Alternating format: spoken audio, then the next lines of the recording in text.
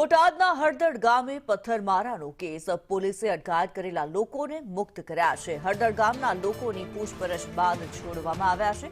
હળદળ ગામના સરપંચે રજૂઆત કરી હતી। 12 ઓક્ટોબરે પોલીસ પર પથ્થરમારો થયો હતો।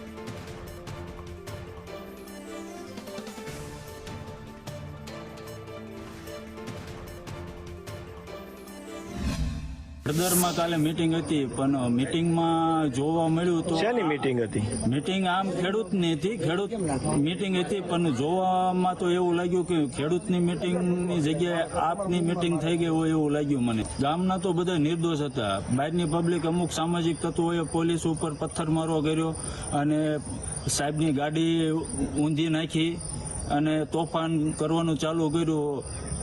પછી પોલીસ બંદોબસ્ત વધારે આવી ગયો અને અમે વધારે પડતા નુકસાનથી બચી ગયા। એ આમ તો ખેડૂતનું સંમેલન હતું, પણ જોતા બધું પબ્લિક જોતા એવું લાગ્યું કે આમ આદમી પાર્ટીનું હોય એમ। પછી ત્યાં તોફાન ને એવું ચાલુ થઈ ગયું। પોલીસ વાળાએ ઘણું શાંત પાડવાનું કોશિશ કરી, પણ પબ્લિકે વધારે પડતું આક્રોશમાં આવીને એમની ઉપર પથ્થરમારો ને એવું કર્યું।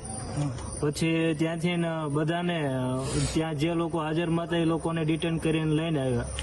એટલે તમને પણ કર્યા? હા, અમને પણ ડિટેન।